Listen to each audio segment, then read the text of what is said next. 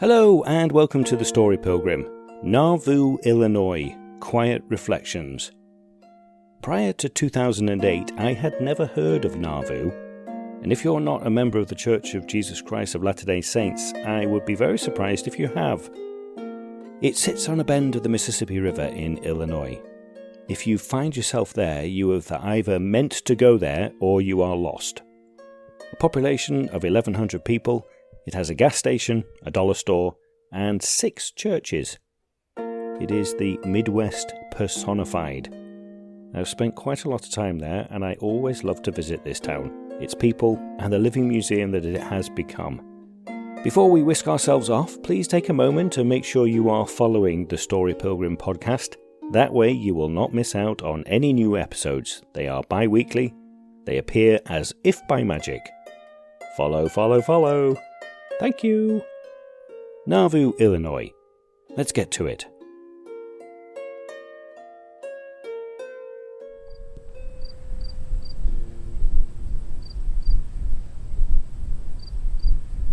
Nauvoo. The city beautiful, it translates as. I am here, standing outside the temple in Nauvoo, the Mormon temple, next to the statue of Joseph Smith and Hiram Smith, depicting them leaving for the last time on their horses. I have been coming to Nauvoo since 2009. I used to be a member of the Church of Jesus Christ of Latter-day Saints, the Mormons. I used to be a Mormon. I used to be a very active Mormon. And what brought me here was my skills as an actor. Every year, for 4 weeks in the summer, they hold the Nauvoo pageant. It is a story of how the church was being built here in Nauvoo. We are on the banks of the Mississippi in Illinois. Back in the 1830s and 1840s by Joseph Smith, he had a vision to make this a very prosperous town. At the time, at its height, Nauvoo was the second largest city in Illinois. Had a lot of people coming here from all over the world that were listening to the words of this prophet, and they followed him. He asked them to come here, and they came. A lot came from England, a lot came from Scandinavia. He sent out his missionaries, and they brought back a lot of people. Today it's now a pilgrimage site for the Mormons, also for other aspects of the arms of the religion, the Reformed Church of Jesus Christ of Latter-day Saints. All of those, there's a lot that I might go into later regarding all of that. But I came here in 2009. I did the pageant in 2010, 2011, 2012, and then 14 and 15. So I've done it quite a few times, and it's quite a special place for me. Even though I'm not a member of the church anymore, it still holds a significant weight in my history. A lot of amazing things have happened here. I might go on the journey of telling you where I'm at with regards to my beliefs. I might not. That's a very personal thing, and I don't want to put that on anyone. But there have been things here that happened to me that you just can't quite explain, but they're very real to me because they happened to me, and at the time they felt extremely real, and they're still part of my makeup. The temple here is absolutely gorgeous. It's a beautiful white building. It's in the original way it was built. It was being built back in the 1840s. Joseph Smith never got to see it finished because he would go off to Carthage and be accused of lots of different things, and then a mob killed him and his brother, and his other brother as well. Joseph Smith's other brother was killed on the way back. We kind of forget about him. So it's quite a significant place, and like I say, it is a pilgrimage site. Next to it is a Catholic church. There's many different religions. When Joseph was killed, the Mormons left, went across the Mississippi and walked their way to Salt Lake City under the guidance of Brigham Young. A few of them went scattered around. A few of them didn't all follow Brigham Young because they weren't quite sure who to follow once your leader's been killed. There's a lot of interesting things about that. The temple is a great place of solitude for Mormons. You have to have a temple recommend to get in there. You have to go for various interviews, and it's a place where you can make sacred covenants with God if you believe in the fact that we have a God. I'll go through all of that. Don't think I'll have a theme for this one, but then who knows, I might do. I'm going to go and have a look around it. Like I said, it's basically today a living museum. You can go down into these different sites. There's a blacksmith, there's a post office, and they're basically there. You've got volunteers, missionaries serving, showing you how they used to live back in those days. So I'm very, very excited about being here on this little trip. It is a day before my birthday. Hooray! We won't talk about that too much. I'm going to be 54 tomorrow. Oh, gold. That's really depressing. But then also, it kind of really doesn't matter. Does it? Is that me just making that up, just trying to justify the fact that I'm really old, just by going, it doesn't matter anymore? It kind of does, doesn't it? But it doesn't. We're not going to talk about that. Welcome to Nauvoo. One of my favourite little hideaways is the Nauvoo Temple Quarry, which is where they quarried the stone from to build the temple. And you come down here and there is a temple stone. It's basically a sun with hands of trumpets up above it, declaring that the gospel has been restored. But you come down here and there's a huge cutting into the sides of the river, and you can see that was originally where the quarry was, and they would take out all of this stone and take it up the bluff to build the temple. But they originally also wanted to cut through this. Joseph Smith had a vision of making a canal from the Mississippi, because we're right next to the Mississippi. There's a big silo firm plant next to us. You probably hear that. But he wanted to cut a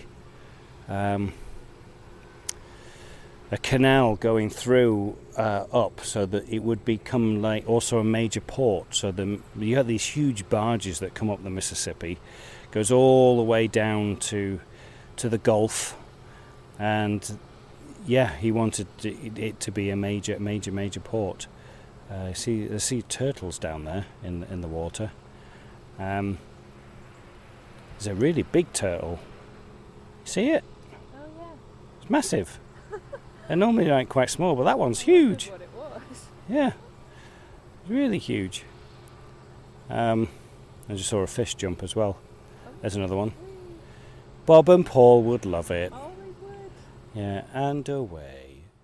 Back in this visitor centre, there's a wonderful model of the inside of the Nauvoo Temple, which is very unusual because years ago they didn't want people to know what was inside those temples and what went on, but now you can have a look at the inside of that, and it shows you all the different rooms that you would go into if you were in there doing different aspects.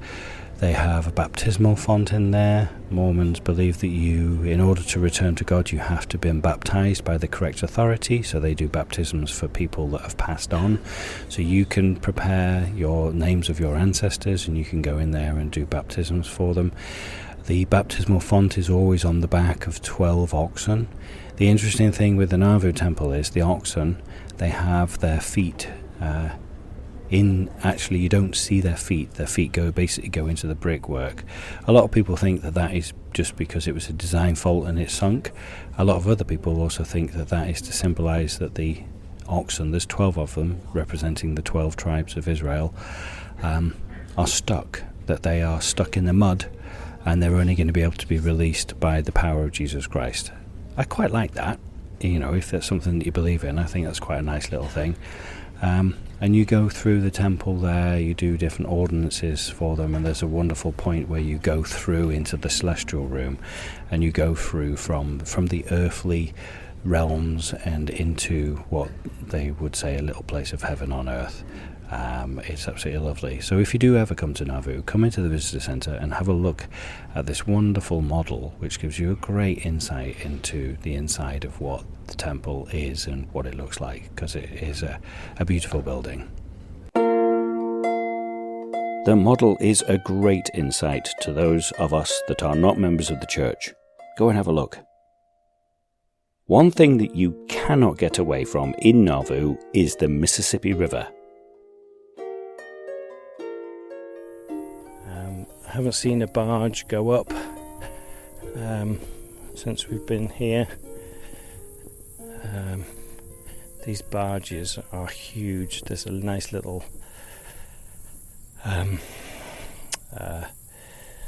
sign here. Basically, one barge is able to carry 1,750 tons, or 1,555,000 gallons. They're saying that one barge is the equivalent to 70 large semis. Semi-truck, a lorry, basically. It's not too hot today. It is warm, but it's humid. But it is a magnificent river. If you carry on down the river, you're going down to Quincy and you're getting into Mark Twain land down there. This has kind of been built up as well, this little jetty, like you can walk a little bit further down towards the river here. You never used to get down this close. What is it? The fourth longest river in the world. Behind the Amazon, the Nile and the Yangtze. And where's the Yangtze?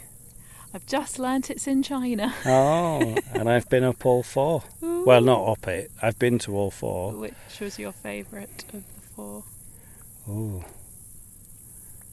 I don't know. Probably the Amazon, because it's so iconic. Even though, I mean, this is quite an iconic river, isn't it? How do you say when I said Mississippi to you before? MISSI-SSI-PI. You did it with an American accent before. MISSI-SSI-PI. There she is! I don't know, but it is quite it's pretty impressive, isn't it? Yeah, it's amazing. It's quite calm today. Yeah. And you will get just trees floating down it. Oh, you really? just see like a big, you go, oh, look at that log, and you go, oh no, actually that's a whole tree. Wow. And no barges come up yet, so. No, there's no one around. It's very quiet. Calm, isn't it? Yeah. You just hear the rumble of traffic or the train. Yeah. And the bridge up north of us going over to Fort Madison is under construction or doing some work at the moment. So that really adds an hour journey. If you need to get over to the other side, if you need to get to Fort Madison, you have to go all the way down to Keokuk, cross over there and then go all the way up. Or all the way up to Burlington, cross over and come all the way down. That's a huge inconvenience. Nauvoo is, as I've said, on a bend of the Mississippi, and it was very swampy land when it was first got here, which is why it was cheap to buy the land.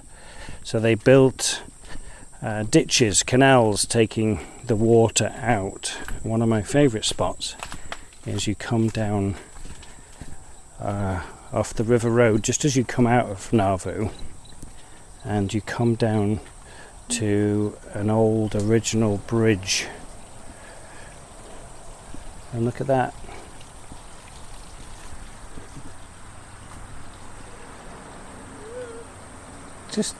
It's rock. It looks like it's mud, but it's rock. Oh, it is rock. Yeah. It's very low water. Oh, wow. But that's all you can go up into. That's a pioneer bridge that they've put in. and there's a little like waterfall, and that's where this is the water that's draining off, and you see how this is all this here, just marsh, bogland. That's what all of Nauvoo would have looked like when they first got here. Like what we've just been on all day. Yeah. It would have been all like this. This is lovely. So they would have gone, yeah, but imagine saying, look at that caterpillar there hanging from the tree. See it? No. Right in front of my finger. In the air. Oh, yeah. In the air. So you look, it's right, it's hanging right in the middle of nowhere. I was looking at It's trying to get back up. Oh. It's desperate to get back up. It's got a long way to go. Yeah. Should we help it out? Look, I'm like, let's help it out. Oh. Get on there. Oh, it's on the floor now. Oh, That'll be okay. Didn't really help it out. But yeah, can you imagine getting to Nauvoo and they're going, right, there's your land. You're like, what? What do we do with this? You've got to chop all the trees down. You've got to drain it all. And so, yeah, but if you come up in here, you can get a better look. We're underneath the bridge. Maybe get a little bit of an echo. Echo! Not really. But there's been times I've come down here and this is just all full of water. All the way up. It's not... there's not much water in here at all now. But how the little natural layers of rock create all of that. So yeah, you got to be careful because it gets at night time you'll get very buggy down here. But it's cool, isn't it? That's really nice. Oh, it's like a little secret chamber. That little grotto, isn't it? Yeah. Yeah, so this is one of the favourite places to come to. It is just a bridge, but it's such a wonderful one. Now, a story from my life that I have not shared with many people. Little bit nervous about sharing it, but here goes.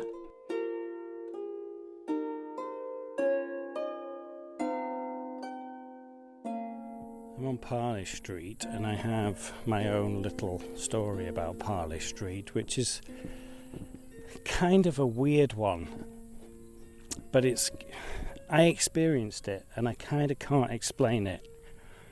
I'll just tell you about it and you can make up your own mind or you can let me know. So down Parley Street, as part of the pageant, we would do this thing early in the morning called the Trail of Hope. And it's normally quiet and you get all these cars coming past. And we would... it's basically bearing witness, recounting words of people who left, basically from journals and writings and stuff of people who packed up their bags and moved from Nauvoo and started heading west towards Salt Lake, even though they didn't know where they were going. And for the first couple of years I took the role of the narrator at the start, where I would invite people to sort of just be open to what they're about to listen to, be respectful of the fact that these are words of real people who had real faith, and just to be open and just to receive it all. Then a year I think I played one of the characters in the middle, and then the last couple of years I played the final person, the final narrator, who again just asked people to just reflect on what you'd heard this morning. And then I would bear my testimony of the church and my belief in God and my belief in prophets and stuff. And then I would invite people to walk down to the banks of the Mississippi and to reflect on that. So one morning, it was towards the end of the pageant, it was a Saturday morning, it was very early, we had one of the members of the 70. The church is very hierarchical. You have the prophet, you have apostles, and then you have 70s. This gentleman, I can't remember his name, he was also the church historian. So it was his job to make sure that the history of the church was being collected and also being presented correctly.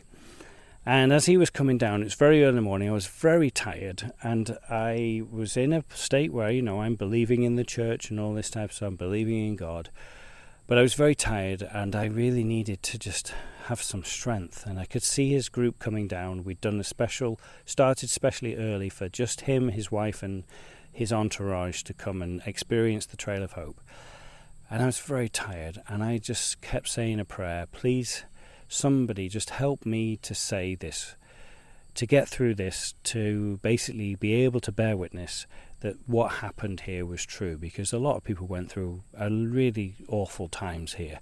And please just help me to help him know that this is true. He came down, and normally, he'd seen the pageant the night before, I hadn't spoken to him. Normally, when officials like that, they sort of like say, hi, hey, saw you last night, you were great, all this type of stuff. He came down and he just stared at me, didn't say anything, in deadly silence, which was a bit strange. And I just then started. I had a script to say. I told them that what they'd heard was true, and that I know that what is true, and that I know that the church is true. I know that Joseph Smith was a prophet, and all these type of things. And please, now I invite you now to go down to the banks of the Mississippi and to reflect on that yourself. And he normally, again, at the end, they might go, great, thanks very much. But he didn't. He just carried on staring at me. He just turned and walked away. I thought, that was a bit weird.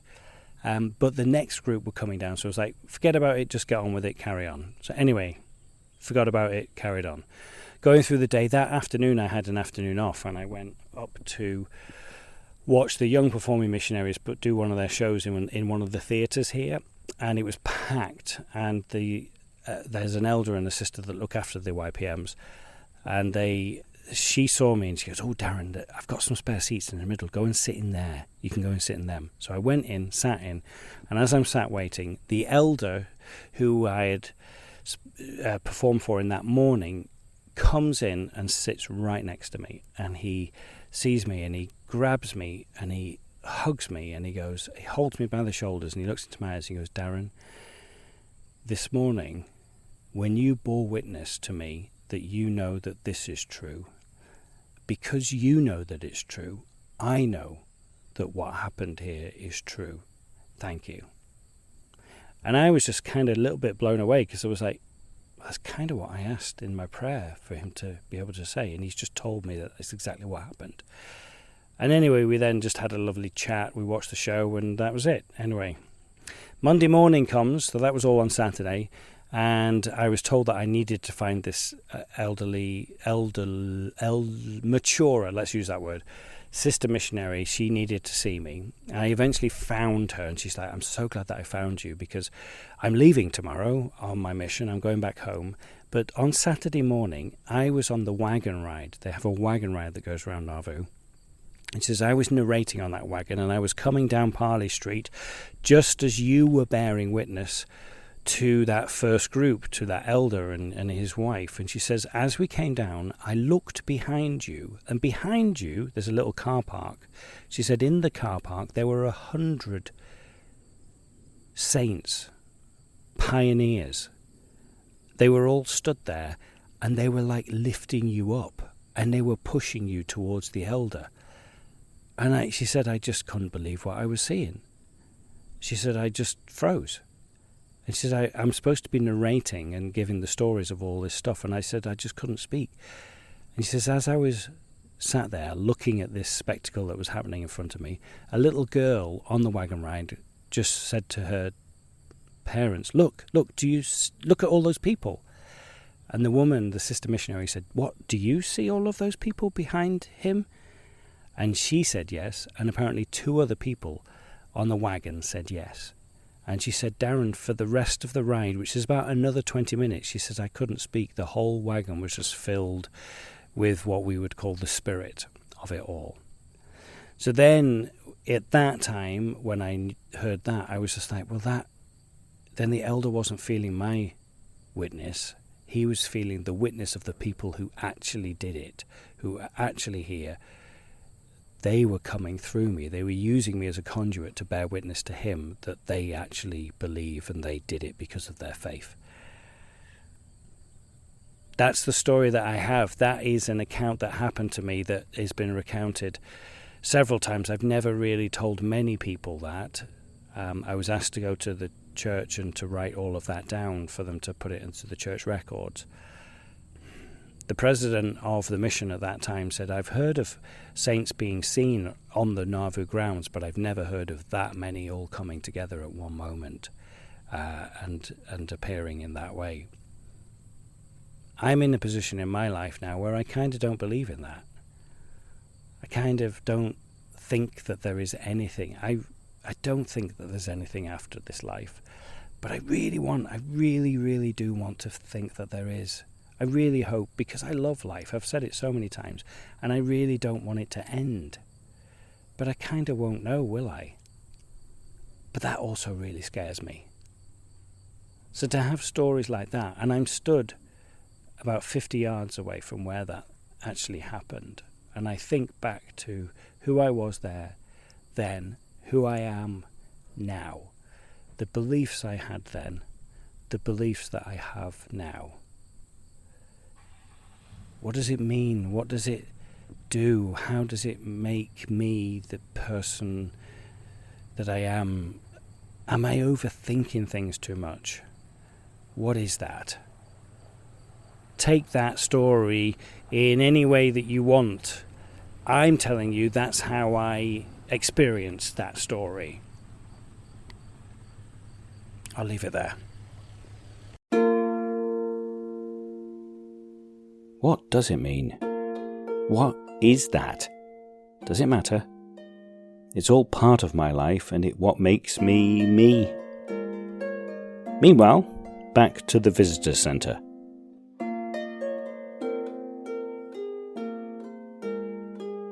I have come down to the visitor centre, and next to the visitor centre is a little garden with some lovely statues in it, and I know it as the Relief Society garden, and there's a statue here of Joseph Smith with Emma Smith, his wife, one of his wives, but we don't talk about that. And underneath it says, all that I have to give to the poor, I shall give to this society. Now, the way that the church is set up is the priesthood keys are given to the men, and they basically officiate within the church. And the women weren't given anything. And Emma, with a group of the women, came to Joseph and said, we feel like we should be doing more. And he said, well, let me go and talk to God and see what they come up with.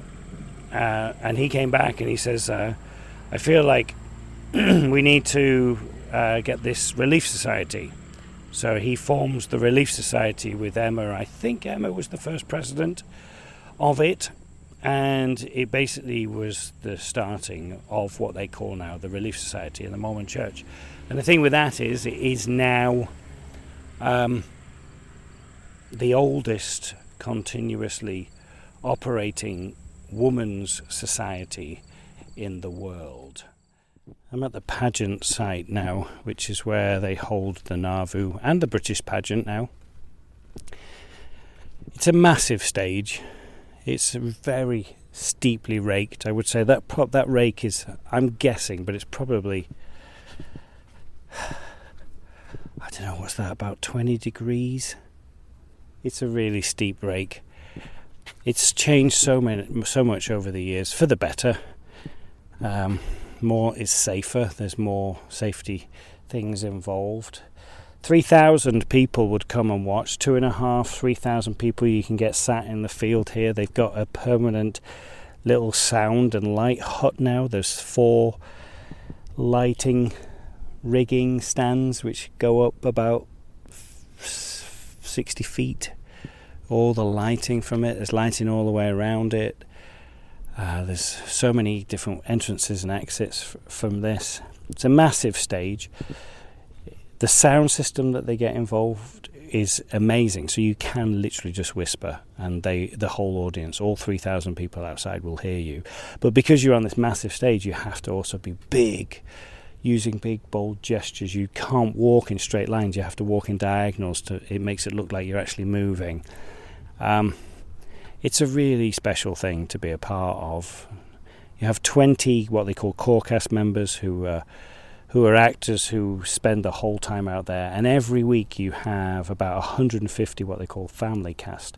People will come out, they'll spend a week with you rehearsing, and then they spend a week with you performing. Whilst they're performing, you're also rehearsing during the day with the next week family cast who are going to be performing next week, but they're rehearsing, and you do 4 weeks of that where you're rehearsing during the day and you're performing at night.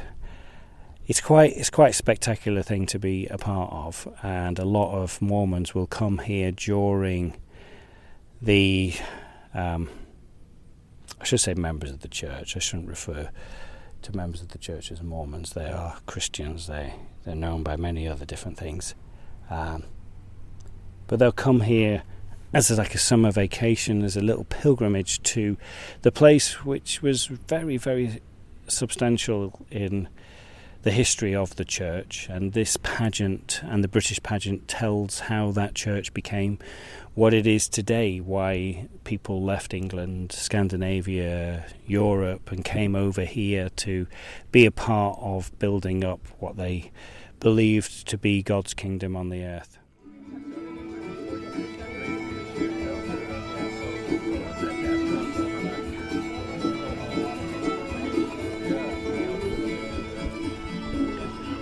We are down by the visitor centre again, and we are about to watch an evening show called Sunset by the Mississippi.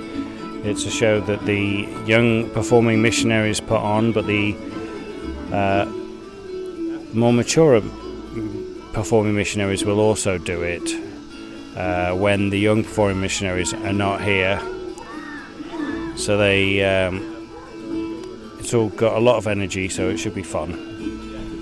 And they do it every evening. I found out today that we used to just have one lot of young performing missionaries, and they would go home sort of like middle of August, but now they have 2 sets. They have a summer set and like a fall set. So these guys are the fall set, so they've only been going a few weeks, and they're here till October, which is pretty cool. So yeah, we're about to watch that and get bitten by a load of mosquitoes. That'd be fun, won't it? And the restroom's over there. It's in the trees, look. You just go in the trees. Oh, those never used to be there either. Yep, so looking forward to this. Should be fun.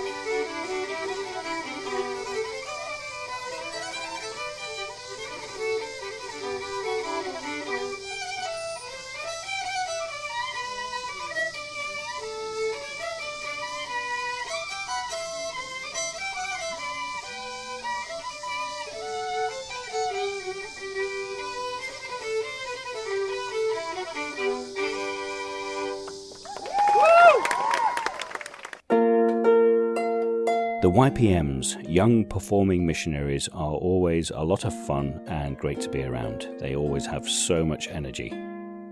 On the face of it, there would seem like there was not much to see in Nauvoo, but how wrong you are. There is plenty to experience.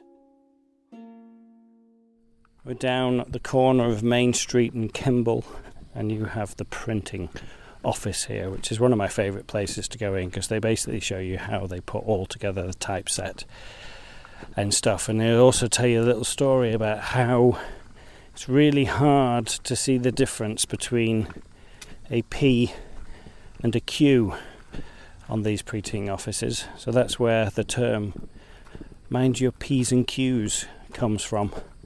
It's from the printers, because it's very easy to get them mixed up and put them in the wrong way. So you could end up misprinting. But how are you enjoying it today, Lucy? Lucy!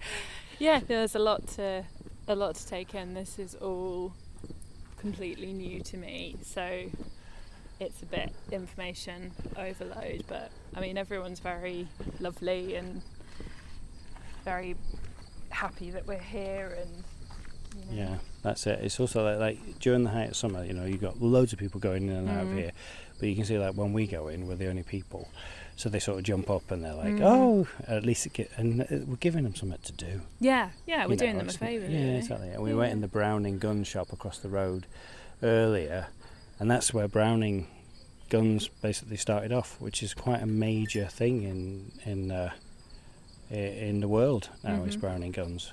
Yeah, it's quite interesting. All right, let's go in the print shop. Hello. How are you? Good. Are you closing?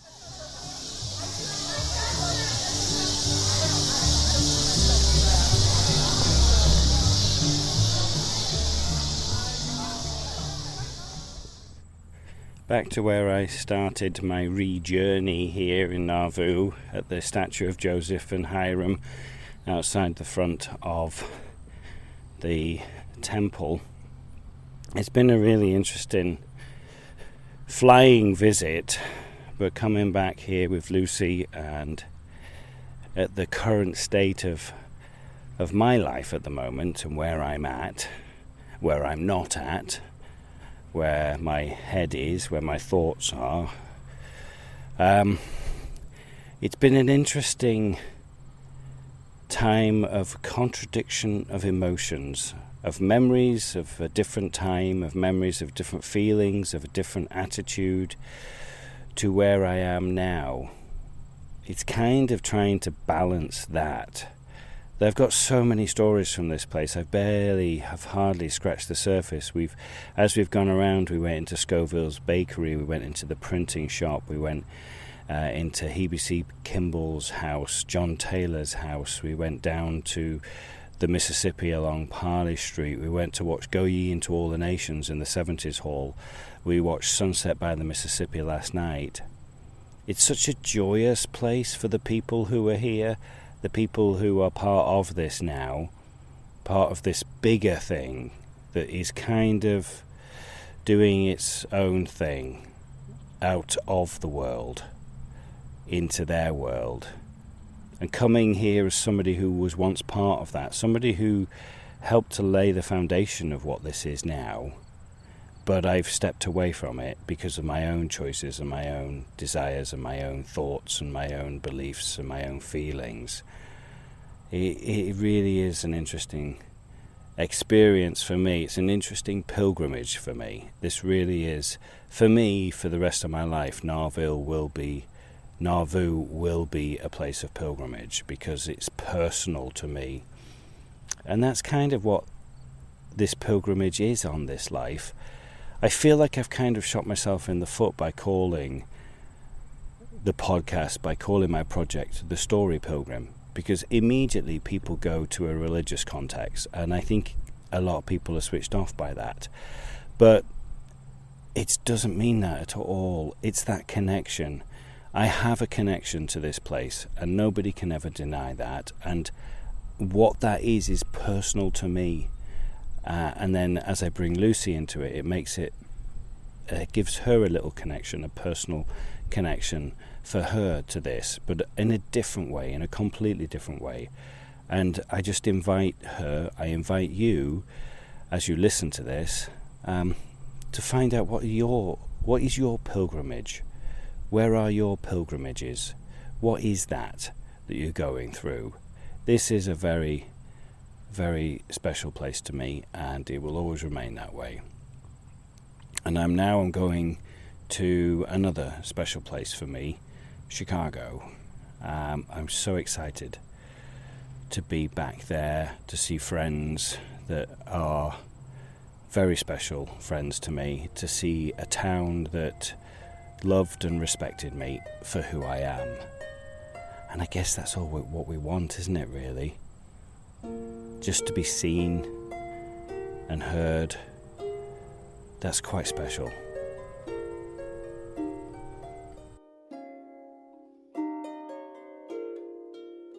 And so we leave behind the quiet streets of Nauvoo, a town that feels somehow suspended in time, a place where history isn't just remembered but lived in each restored building, in every story of faith, resilience and hope.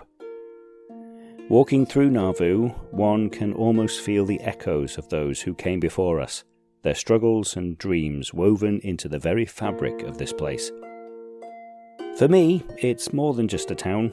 It's a reminder of seasons past, of summers spent in company with friends and strangers alike, all bound by a shared purpose under the same wide Midwestern sky. As I reflect on my time here, I'm reminded of the way places hold on to pieces of us, even as we grow and change. Nauvoo is part of my journey, a chapter that shaped me, and although my path has since diverged, the memories remain. Perhaps its very complexity, this mingling of gratitude, nostalgia, and ambiance that makes revisiting Nauvoo both comforting and challenging. It's a place that reminds us that we can hold dear the people and places that shaped us, even as we step into new beliefs and new ways of seeing. Thank you for joining me on this journey, for sharing in these quiet reflections, and for walking these familiar paths with fresh eyes. If today's episode offered you a moment of pause, to ponder, or to connect with something deeper, do consider leaving a review or sharing your thoughts. It helps keep those stories alive and reminds us that these reflections resonate beyond the Mississippi banks. Until we meet again, remember to cherish the places that shape us, even when they feel distant, even when they stir complex emotions. Every journey, every place, and every story is worth revisiting, even if it's just to see how far we've come. The Story Pilgrim was written, walked, talked, recorded and edited by me, Darren Hill. This episode I was joined by the ever-lovely Lucy, and of course Anya Backer provided the gorgeous music on Sean the Harp. For more about us all, visit our website, www.thestorypilgrim.com. Have a read of me blog too. Go on, I dare you. Until the next time, keep listening, and buen camino.